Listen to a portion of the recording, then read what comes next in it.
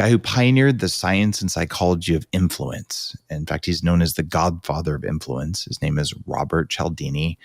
He's the guy who studied influence and how to use it ethically in business over 40 years of using evidence-based, peer-reviewed scientific studies. He's written an epic book called, can you believe it, Influence, and just re-released it with a bunch of new information in it. Robert, it is a great honor to have you back on the show today.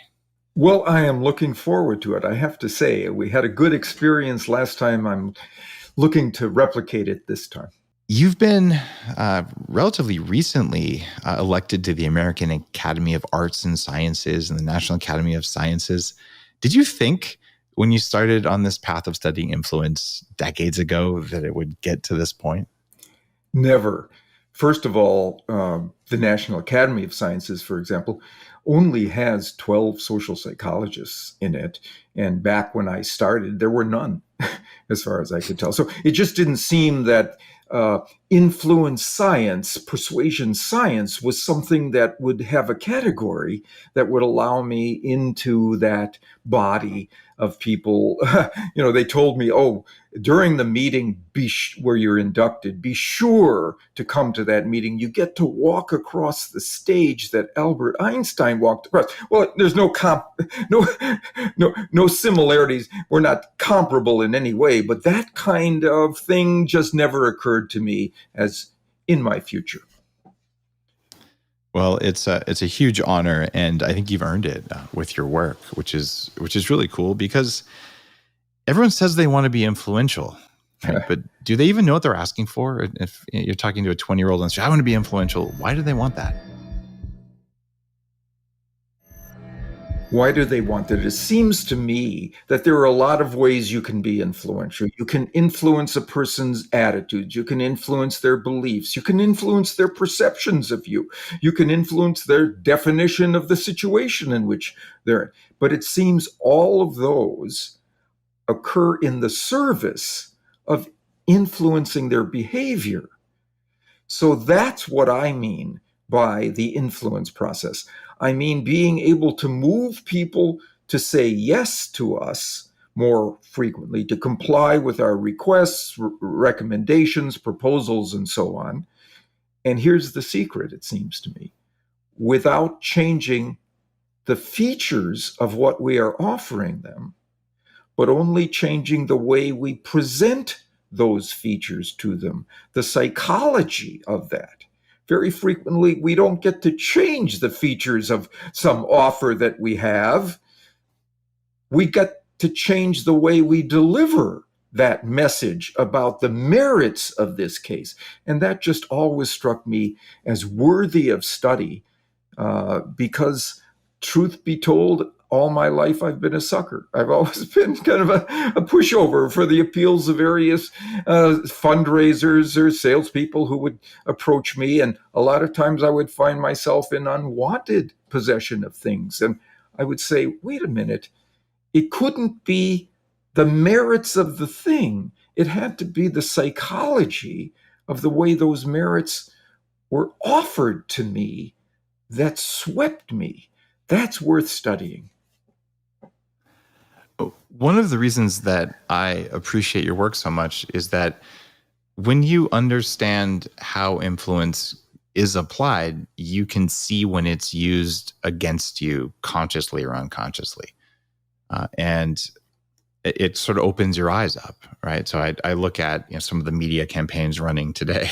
Like, this isn't even elegant influence, the way they're doing. Like, come on, guys, at least do a better job of trying to trick me. Like, come on, you can do better. Do you find that you get tired or frustrated or maybe a little bit bitter when you see people misusing influence? Frustrated is closer to it, because it seems to me the opportunities for genuinely influencing people to their betterment, so they get a chance to seize an opportunity that really would enhance their outcomes.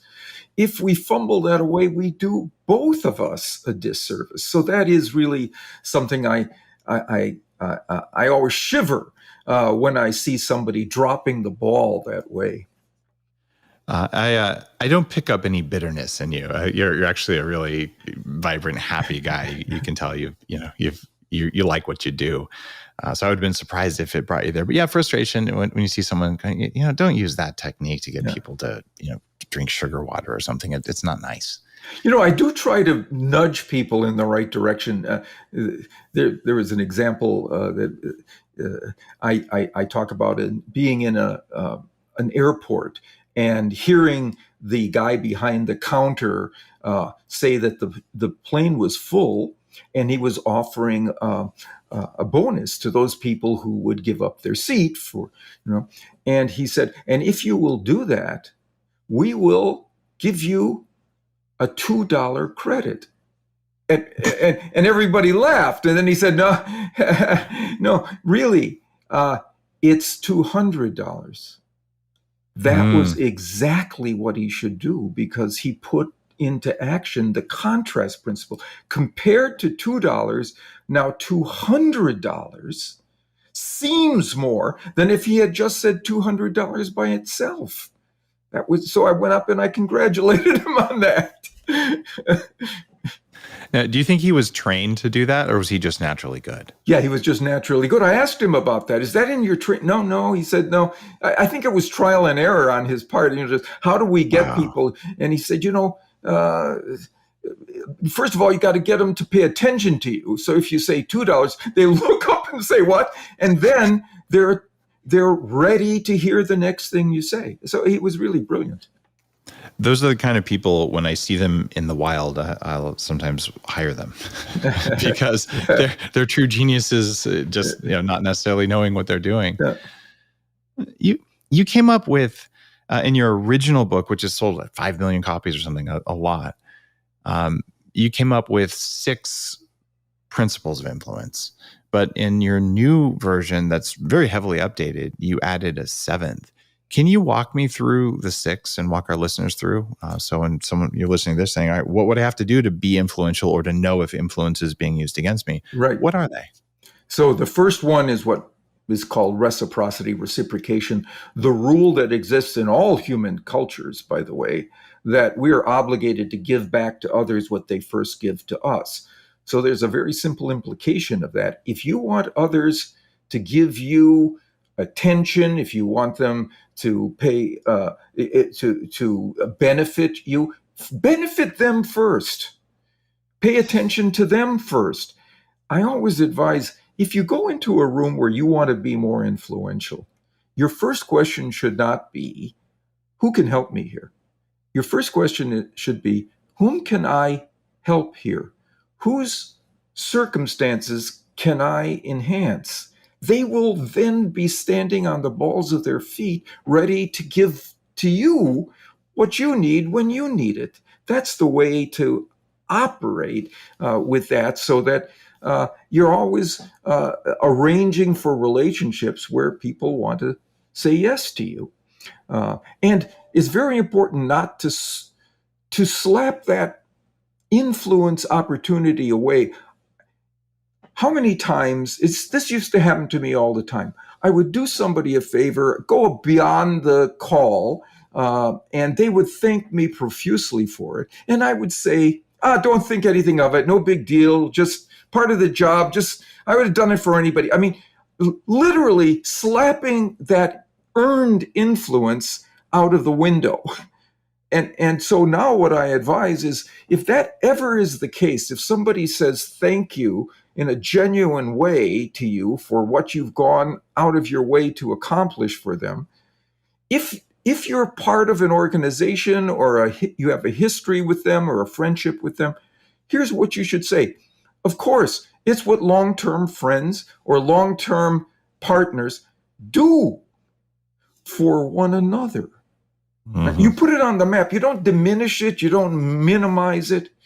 Now, if you don't have a history with them, it's the first time you've interacted with them, you say something a little differently, I think. You say, of course, I was glad to do it. I know if the situation were ever reversed, you do the same for me.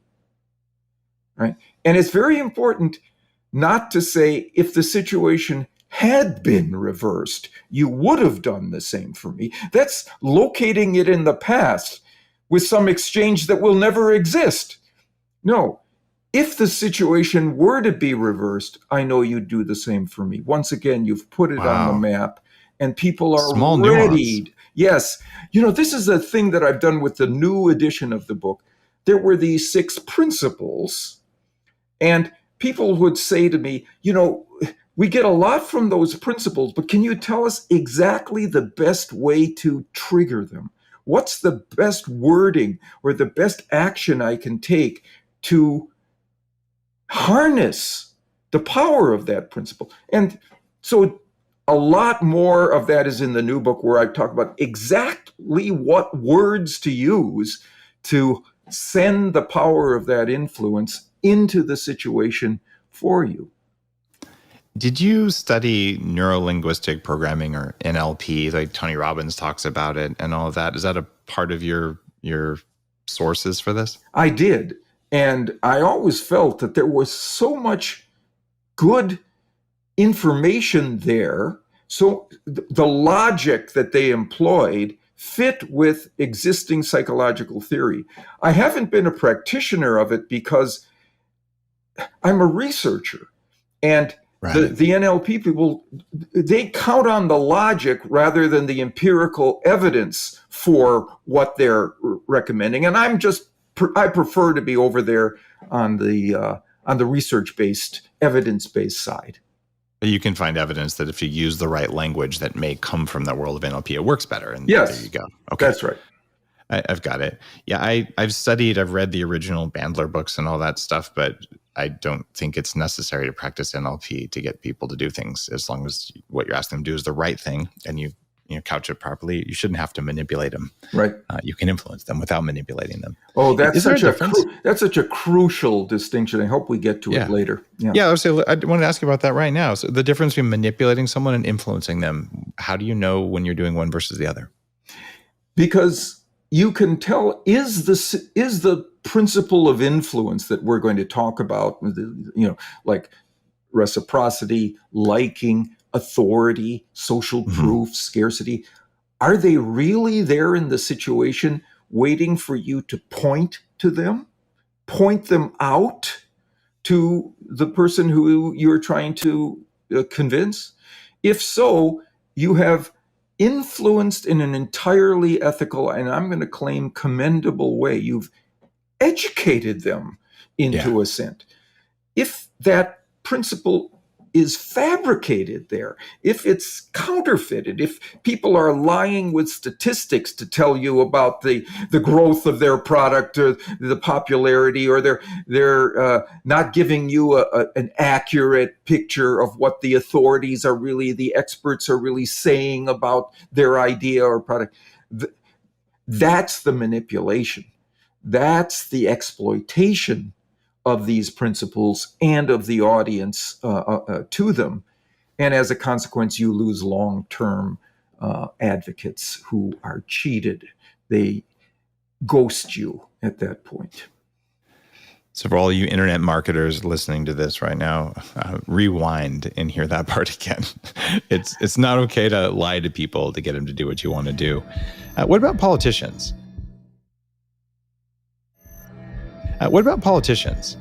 What's different for those guys? Because it seems like they aren't very reciprocal. At least I haven't seen much of that in my short life. Actually, they are. If these days, though, they see themselves as adversaries rather than cooperators working for the best interests of their constituency or of the country at large. It seems to me that they're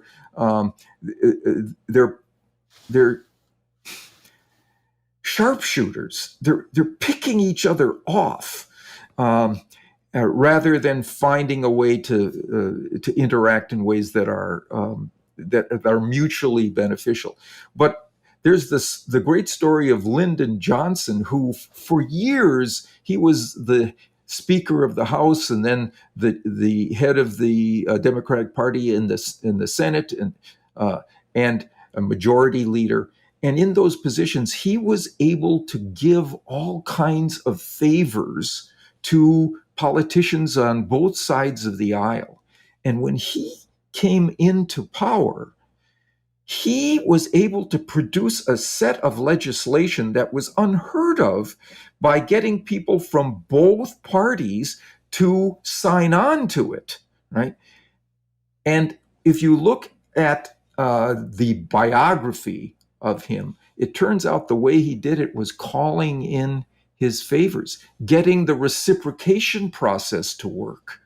And that's how he got these the Great Society programs enacted. These days, you've got people like Clinton, like Obama, like Trump, who say, I come to Washington from outside the Washington establishment. I am not obligated to anybody there. And it accounts for why they were having so much trouble getting their program, because nobody there was obligated to them. It makes sense. It's why you might want to elect a career politician, because at least they know how to play the game and they have some chits to cash in, right? Versus a disruptor. I see your point there, because it seems like not a lot's been getting done lately. But hey, what do I know? I live in Canada now. Not that politics are any different. So that definitely covered reciprocity, which is only one of the big six. And I really want to get to the seventh new addition to your work. But so you have commitment and consistency. Yeah. That's doing it regularly, right? Yes. So, but what you want to count on is that the people that you want to move in your direction feel a need to be consistent with what they've already said or done in your presence. So if you can get them to take a small step in your direction, they'll be significantly more likely to want to take another step in that direction. I have an acquaintance who says he uses this in job interviews. He said he was having a hard time getting hired, and then he did one small thing differently in job interviews, where he would go in, there would be an evaluator or maybe a team of evaluators, and he would always say the same thing to them. So I'm very glad to be with you, and I want to answer all your questions, right? And it wasn't getting him too far, but then he added one thing. He said, but I'm curious, I have a question for you. Why did you invite me here today? What was it about my resume or my background? And he would hear them make commitments to his strengths. They would say, well, it was because of your credentials, or because of your experience, or because you give evidence of being a fast learner, whatever it was. And then he knew what they were looking for, and he would hear them, because they had made active commitments to those things, continue to be consistent with those commitments. He said, this is an acquaintance of mine. It's not he said he's gotten 3 better jobs in a row using that strategy. Wow. This whole episode of Bulletproof Radio, if you're looking for work, that one little hack is gold. No one's asked me that during an interview, but I can see how it would work, because then you've already said they're good, and then you have to go back to your team later and say, oh, actually, I told them they were good, but now I'm going to tell you they're not. And it creates a logical fallacy in your brain. Wow. That's some serious, serious power. Thank you, Robert. What about social proof? I mean, we all have likes on our Instagram pages and whatnot, but how does social proof work in the world of influence, the way you see it? Social proof works by reducing uncertainty. We live in what is the most information overloaded, stimulus saturated environment that's ever existed on our planet. We have all these choices, all these opportunities to move in one direction or another, all this information, and it leads us to be uncertain about the best choice to make. One way we can reduce that uncertainty is to ask ourselves, what are the people around me like me doing in this situation, right? It's something that we call peer-suasion, instead of persuasion, peer-suasion, which turns out to be more effective than simple persuasion. If you can get people to see that a lot of others are experiencing your product or service or idea in a positive way, well, you've reduced their uncertainty about the likelihood it's going to be positive for them too. So, for example, there was a study I loved from Beijing, China. Shows you the cross-cultural reach of social proof. Some restaurant managers put little asterisks next to certain items on the menu, right? And the asterisks didn't stand for or refer to the specialties of the house or the chef's special for that evening. No, they just signified this is one of our most popular items. And each one immediately became 13 to 20% more popular for its popularity. Wow. Well, we all have most popular models. We all have most popular features. We all have most popular upgrades. We even have most popular payment plans. We're fools of the influence process if we don't just point to that. It reduces people's uncertainty. They get off the fence now and get into the game of choosing as a result. That is so fascinating. And I imagine that restaurant put the asterisk next to the highest margin items on the menu. It didn't matter where they put them. Exactly. Here's another little interesting feature of it. Although every demographic then became more likely to purchase the items they had the asterisk, most popular asterisk, there was one group that far outstripped everybody else. First-time visitors who were uncertain. And they use the evidence from Persuasion to decide. So if you've got a startup or you have somebody who's come to you who hasn't been a long-term customer, social proof is gold. Got it. So I can say the Upgrade Collective is new people's favorite way to learn more about all of the content that I've created. And just by saying that, thousands of people listening are signing up for the program right now. I wouldn't be surprised. It's a good program. It definitely is people's favorite way, but that's a truthful statement, not a manipulative one. Yeah. Now, so we've covered reciprocity, hard word to say, and the commitment and consistency, social proof. And what's the difference between social proof and liking, which is the fourth of your major principles? So liking is the principle that says nobody would be surprised. Anybody who's a listener would not be surprised that we prefer to say yes to those we like, right?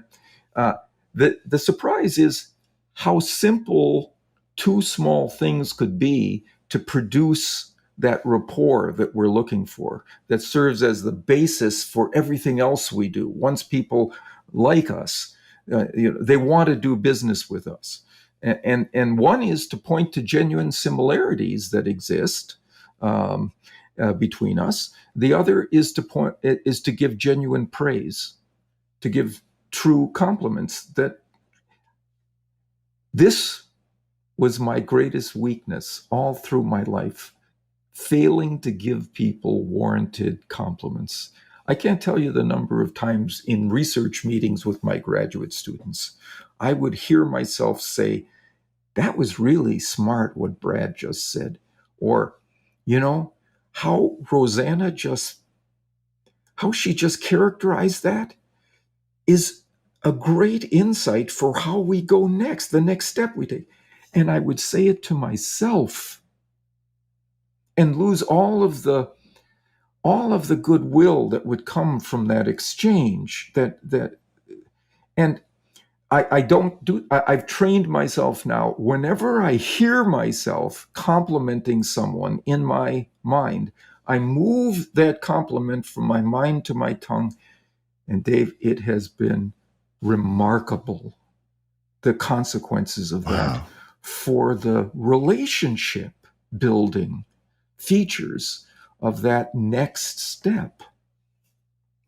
So we've got to combine that with BJ Fogg's work on habit formation. So you can form a habit of taking the good things you think about others out of your mind and putting them into your mouth. That's also profoundly good advice, Robert. Thank you. I'm going to work on that one myself because yeah, there's all kinds of good stuff that happens, but if you don't say anything, did it really happen? That's a bullseye. That's absolutely a bullseye. In the same way that you may have the most popular feature that you think really gives the most benefit to people if they upgrade to it. If you don't say so, if you just don't say so, it's as if it isn't the most popular. I really like the idea of saying, this is the most popular, because there's a thing that happens where you don't always want to be a shill for your own stuff. I talk about bulletproof coffee sometimes, but I didn't beat it to death on the show, and things like that, just because I'd rather shine praise on all the great work in the world that isn't mine, because I figure if you're listening to the show, you already know it. How do you cross that line between, hey, everybody, look at this really worthy stuff that I did, versus thank you for all of your work, Robert? Right. How do you suggest people navigate the not over self-promoting yet being useful to others? You've hit on the next principle of influence, besides the one we've just talked about, and it is testimonials. So you're not the one waxing rhapsodic about yourself. There are other people. So one kind of person, that is peers who can speak to their experience with whatever it is, bulletproof coffee, whatever, and experts who can talk about the health benefits and the flavor features that are built into it, right?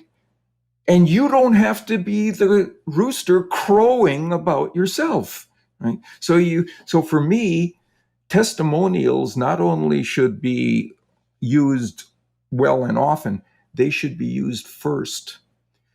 On your website, they go before you even begin to make your case. So all of the aura that comes from that testament, especially if it's an expert, an authority, or someone that they feel is a credible source of information, that flows to the very first word you write or utter. Well, I'm taking notes because I could definitely do a better job on that. I have tens of thousands of testimonials for Bulletproof Diet and all that. And I always felt a bit like a douchebag. Like I'll put those up front and center on the website and all. We're like, I don't know, but they're all authentic and they're all real. But I guess maybe I have an internal thing. I don't want to over self-promote.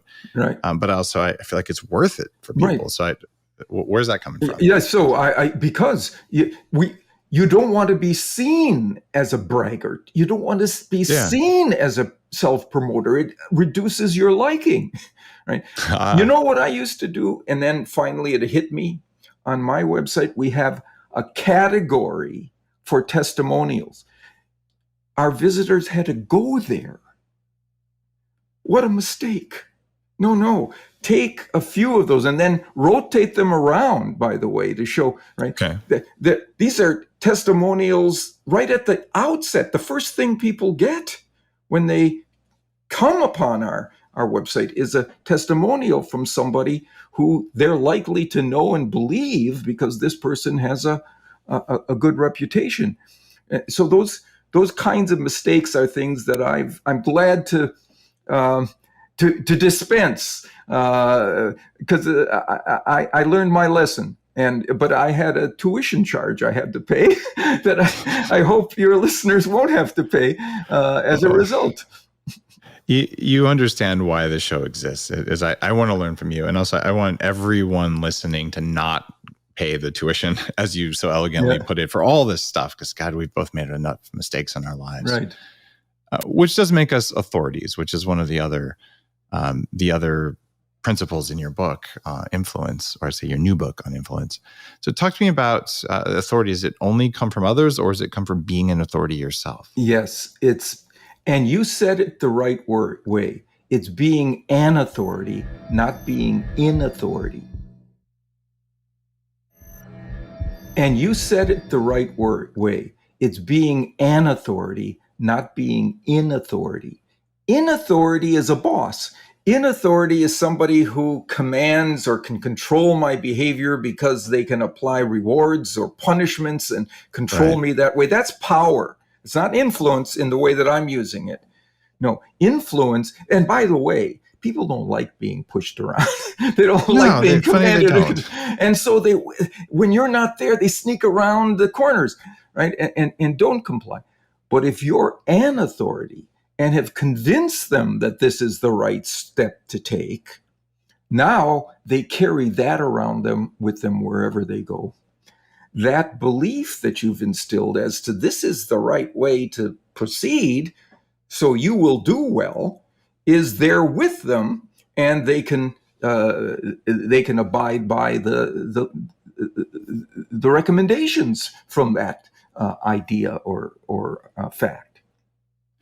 I like that difference between being in authority versus an authority. It's such a big deal. It makes me have to ask, though, 48 Laws of Power, Robert Greene. Are you a fan? Yes. I mean, there's a lot in there. But you know what? No, I'm not dissing this at all. You can't remember 48. You can remember. That is true. You can remember 7. We've got 7 principles. That's manageable. 48, I can't. Yep. I can't walk around with it. Yeah. You have to pick the right one. You're right. 48 is a lot. And Robert's been on the show a couple of times, but it's funny because you're talking about influence versus power. Yeah. Right. And they are different. They're fundamentally different. And influence is a softer form of power, but it's one that's way more palatable. Right. Right. And in my world, I want to know when people are using influence against me in a negative way. And I want to know when they're applying the tools of power against me in the right way so that you can respond appropriately in either one. But influence is sneakier than power. But I think it's more powerful at the end of the day. Yeah, often it happens, it flies below the surface. You don't even recognize that you've been moved by a word or two that's been applied productively. What about scarcity? That's your 6th principle from your original book. Right. How does scarcity come into play when you're influencing people? People want more of those things they can have less of. Right? So it means that if you can, first of all, the thing that we all learned in our training, make your differentiator prominent in consciousness. The thing that's unique to you and what you offer, often it's not one thing, but it's a suite of things, a combination of things. None of your rivals can provide that.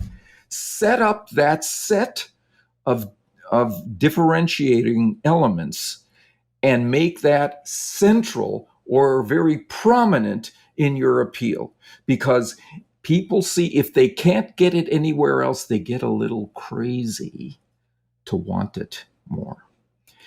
There was and this really works online, where there was a study done. 6,700 commercial online sites were tested by these researchers in terms of what they had used in their A/B tests to see which features of the site made the most difference in moving people into conversion from prospect to customer.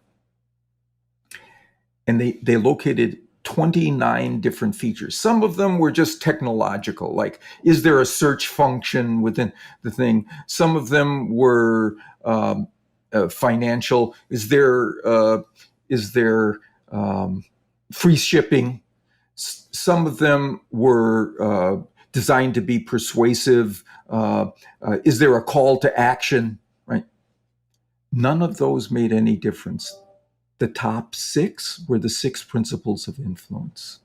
Wow. And the top of those, a particular type of scarcity, limited number scarcity.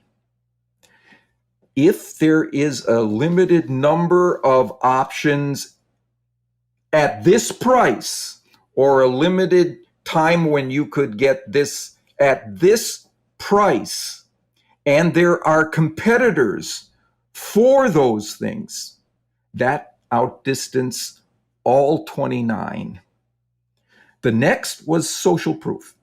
But the top, if you're in competition for something that has limited number, it means you better get it. Otherwise, those rivals could make you lose it. And we hate to lose. Daniel Kahneman's prospect theory won him the Nobel Prize in economics, showed that people are more motivated to get something, right, if they are considering how it might be lost to them than how it might be obtained by them. We're more psychologically mobilized into action by the thought of losing something than gaining that same thing, right? So, yeah. Okay. That seemed to work well for the vaccine marketing campaign, where there's a limited number of doses, get yours while you can. And it created a big surge of demand that then petered out when people realized it wasn't actually that limited. Exactly right. Exactly right. Okay. That's what we're facing. Exactly. Okay. Then what about the new principle? And so it's a big thing where you have a book with 5 million copies or so that are out there that's been very well received, won all the awards. And you're saying, all right, I'm going to go through and based on a lot of new learning, I'm going to add things, but I'm going to add a new principle. That's kind of the highest level. What is the new principle that's in Influence, the new version of Influence? Yeah. What is it and why did you decide to add that one? Okay, so this is a good question as to why I decided to write this book. As you say, it's been very successful, and there's this saying, "Don't fix what's not broken," right? But I remember a quote that my grandfather used to always use. Like when things were going well, he would say, "If you want things to stay the same, things are going to have to change around here." Right? I mean, there's so much wisdom there. You can't sit on your laurels, right? And so I knew I had to update, and there was this evidence that was all around us right now, tribalism, right? The extent to which we are driven by the groups, our membership and loyalty to the groups that we are in, right? And if a communicator can arrange for me to see him or her as a member of a group that I identify myself with, right? I define myself in that group, right? All my barriers to influence by that communicator drop. I just say yes to the people who are not just like me in kind of like liking principle or similarity where, we share the same preference in ethnic food or music or comedies or movies or no. We share a membership in the same important social identity-based group. Here's an example of what I mean. A study was done on a college campus. A young woman was asked to stand, a college-age young woman. Researchers had her stand in a busy spot on campus and ask passersby, other students, for donations to a good cause. And she was getting some contributions. But if she was asked to add one sentence to her request, contributions more than doubled. And the sentence was, "I'm a student here too. I'm one of you." And now 250% more compliance, right? Wow. It's interesting. The reason I didn't trademark the term biohacking back when I was creating this movement is I wanted there to be a group of people who were working on upgrading ourselves. And I didn't want to have that authority power that we talked about before, where you're like, I own this, but it's its own group. But people who are biohackers, like, oh yeah, I'll do this to help other biohackers, or I'll Exactly. do this because our knowledge is expanding. And I don't know how conscious I was of the principle you're talking about here, but it so applies to why biohacking is a global phenomenon with millions of people who are doing it now. We're so generous. We favor the people inside our groups, and we follow their lead too. I mean, something happened to me a while ago. I saw this newspaper article that rated celebrities and their allegiance to various NFL football teams. Right? Well, I grew up in Wisconsin, and so the Green Bay Packers were always my home team. And I saw that in this article, Justin Timberlake and Lil Wayne are both avid Packers fans, the way I am. I immediately came to think more of their music, better of their music, and I wished them greater success. They were of me, and I wanted them to succeed. That's the lever for change. And people who understand how to use it to create this sense of we-ness or partnership with another are greatly advantaged. I really like that. And it's changed a little bit in the era of the era of COVID, where people are way more remote than they were before. Right. But it seems like it's working. The biohacking conference that I've put on for almost 10 years now, obviously has gone virtual for a little while. We're going to have a physical one later this year. But now we've got more than 10,000 people who will be at the conference, much bigger than it was before. Yeah. But the tools and technologies to be able to create the sense of unity, even though we're remote, it's face-to-face video and all that. Do you have any recommendations for people who are working on creating unity, even if we're not going out to dinner together right now? Yep. And I'm going to give an example that involves changing one word in what you say when you appeal to another individual to come on board with you, to be a supporter of what it is that you are offering. Let's take co-creation as an example. I'm a big fan of asking our customers, our prospects, our clients, to co-create the next version of our product line or a particular direction for us to take, and so on. So they give us feedback on what they think is most valuable, what we can prune away because they don't find a lot of value. And if we take that into account, they really do become of us. They really feel partnered with us under that circumstance. All right. Now, what we typically do is to ask for their feedback. But here's the mistake I see almost everybody making in asking for that creative introduction to our ideas. It is, we say, could you give me, here's our idea, here's our product, or maybe here's a new initiative that we're thinking about. Can you give us your opinion on that? The word opinion is a mistake. It's right to ask for their feedback, but to ask for it through an opinion is in error. Here's why. When you ask for someone's opinion, you get a critic. You're asking for that person literally to step away from you, psychologically, to take a half step back from you and align themselves with everybody else against you and your idea and give you their opinion about it. If instead you ask for their advice, they take a half step towards you. You're asking for their partnership in this process, right? And they align themselves with you against everybody else.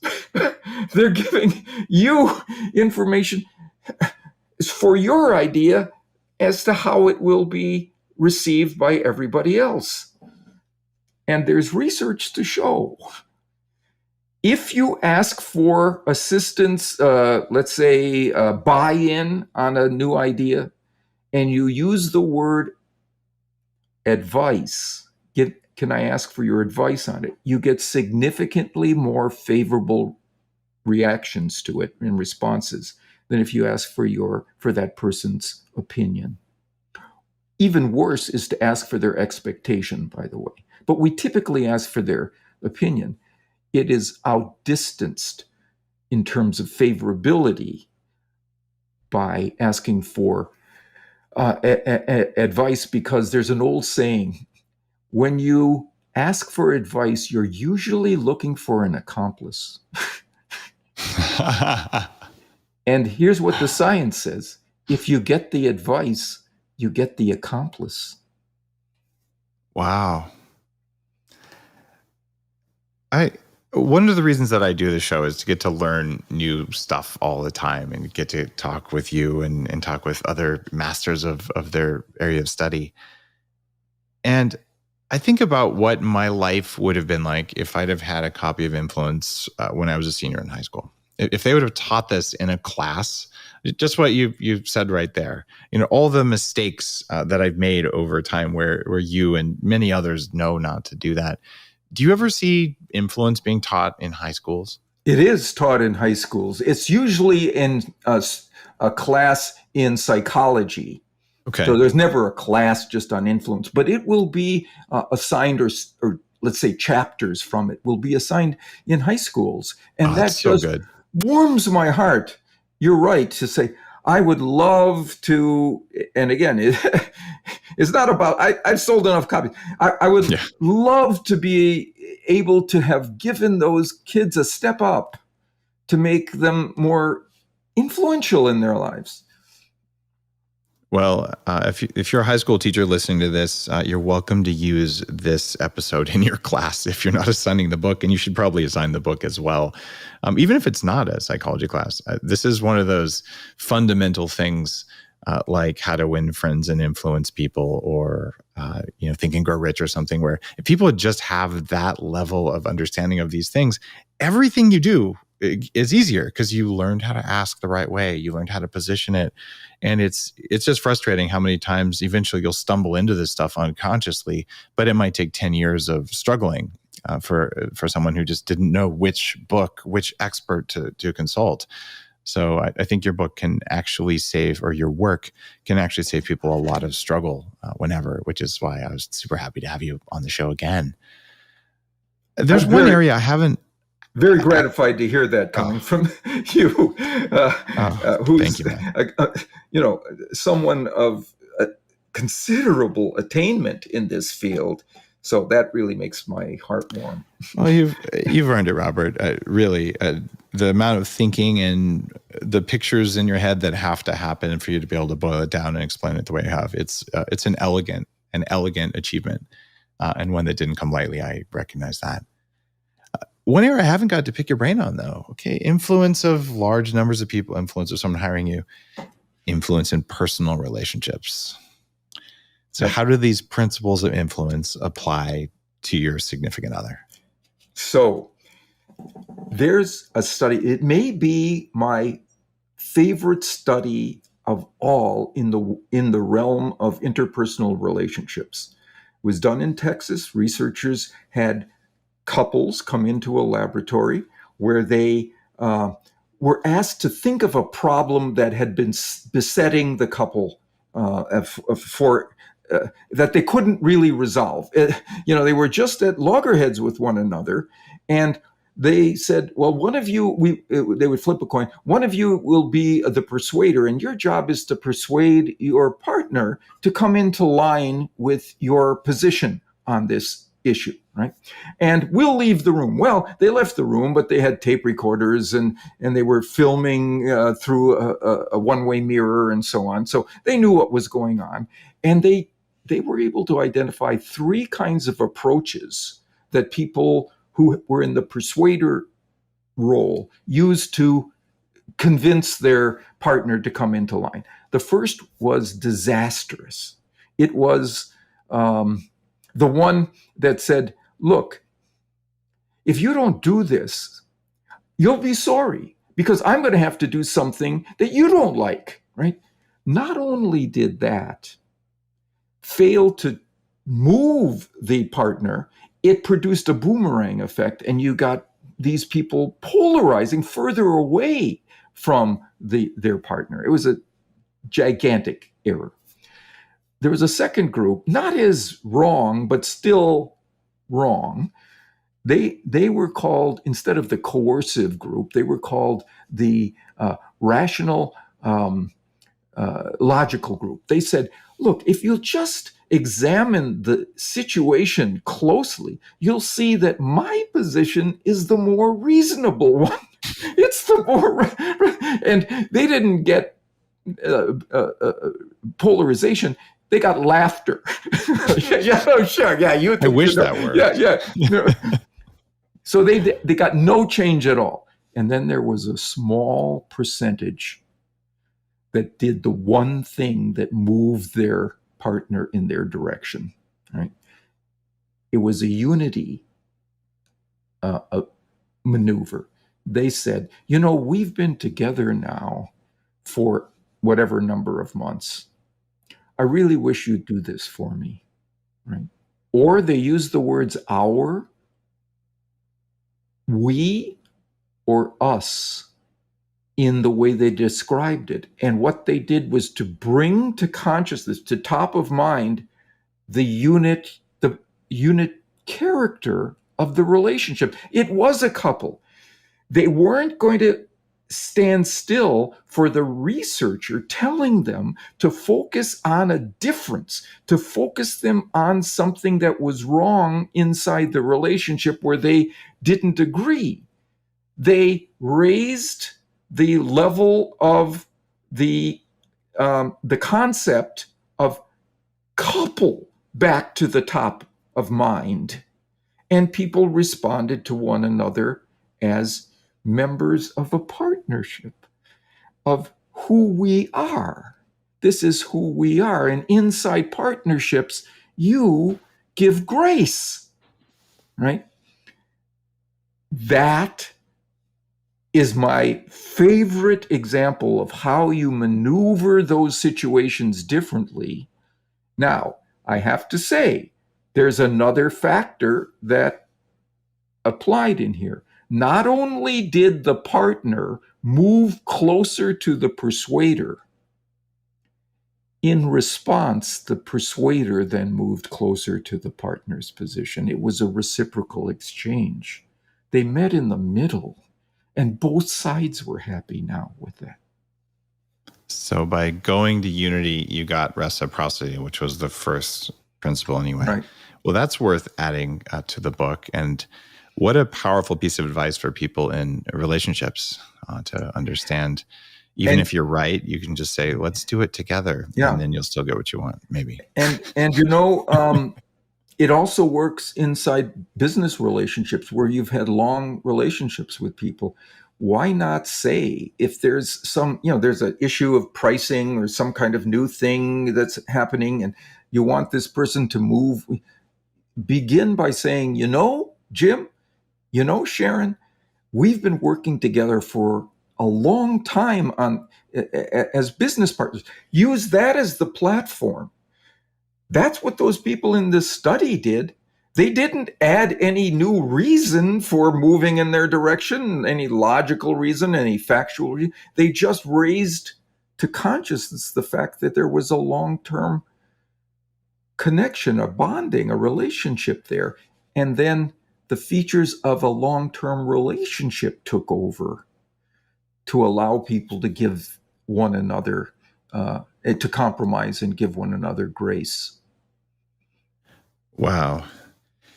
It's interesting that you brought up the word grace. How does that play into persuasion? Yeah, it's a version of saying to people, look, I think well of you. I am willing to give you the benefit of the doubt. I don't mistrust. I don't have skepticism about what you're going to do with this movement in your favor, right? I have a colleague who once asked me, he said, I have a son, he's 12 years old, and I want to give him a piece of advice to lead him into his adulthood. And I'm asking all of my friends and fellow colleagues who I respect, what piece of advice would you give? And here's what I said. Tell him to go into every situation where he doesn't know the people there and think the best of them. Wow. What that's going to do is it's going to allow you to give them grace. It's going to allow you to be generous with them. And by the rule of not only will they like you more for being generous, by the rule of reciprocation, they're going to give you grace. They're going to be generous with you. And now you've got two people who like one another being willing to give and take. That's the basis of the best form of business I know. It also goes right back into game theory, where if you play the I think the best of you take the high road first, the other person is more likely to do it. And if they don't reciprocate, then all right, I'm not going to play with you anymore, right. Or you change the path. So it seems like it wins by all the frameworks that I know for that kind of a thing. Yeah. Well, I really appreciate you coming on Bulletproof Radio, and I'd love to get some questions from the Upgrade Collective. You ready for some audience participation? Yes. It's always fun. All right. Susan, you had a question. Yes. Hello. Thank you so much for coming on today. Your book remains one of my top books that I think about and use. So this is just an great opportunity.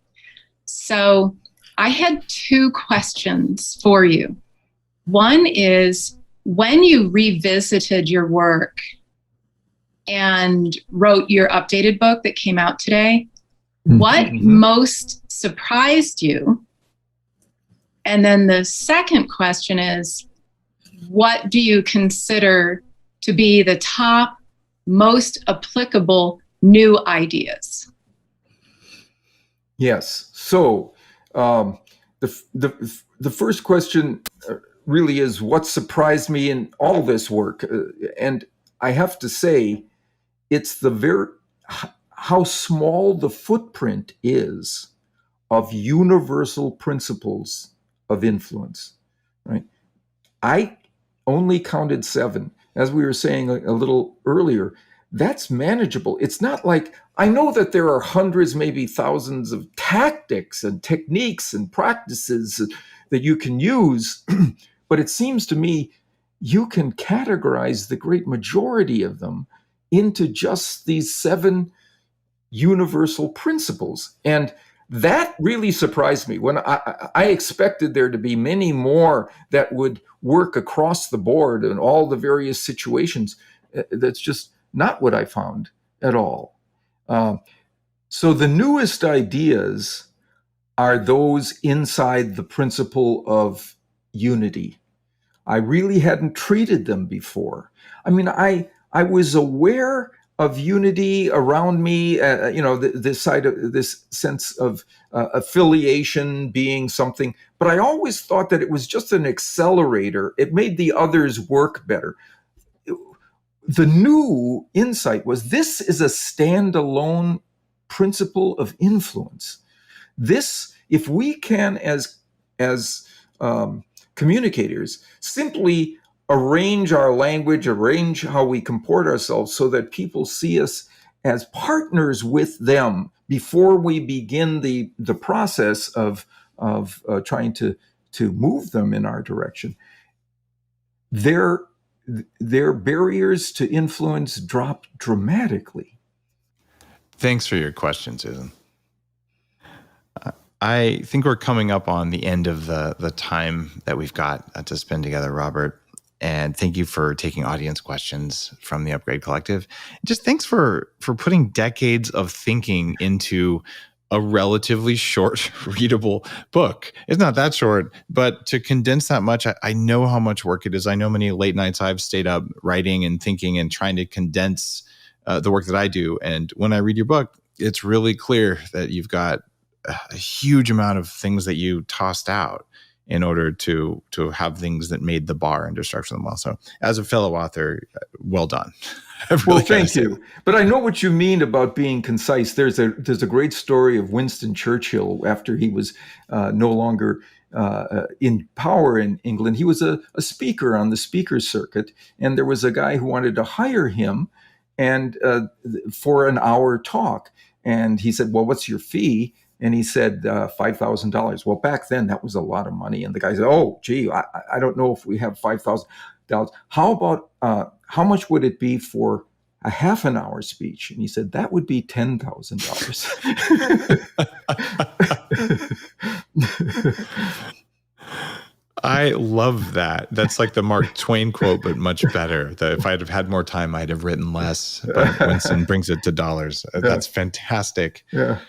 Well, in fact, Susan is commenting in the chat thread from the Upgrade Collective. She says that your audiobooks are great too, which is the case. So guys, you're listening to the show and you're thinking, what should I do? You actually really want to read Dr. Cialdini's book on influence, because it'll change all sorts of things where you don't realize you're applying influence, whether you're buying a car, discussing with your spouse something that's irritating to you, or much bigger work in the world, all of these. So this is a core human skill that we usually aren't good at. And what we learn without structure usually comes from being yelled at in 7th grade. So we don't really have great coaching and teaching on this. And so we emerge with ineffective influencing strategies. And this is a chance to say, all right, what would happen if I spent the next 20 years of my life studying how to do this? Or you could find someone who spent 40 years studying how to do this and just learn from him, which is why this episode is an important one in the library. And Robert, your website is influenceatwork.com. Anywhere else people should go to find you or your brand new book? Well, that's the best place. But we also have a brand new on-demand online training program that they can find in that Influence at Work website. So you'll teach people how to be more influential. All right, that is worth doing. I haven't signed up for that, but I'm going to check it out as well. Thanks again. Keep doing your awesome work in the world, and I want to see what you write in another 40 years. So do I. So long for now.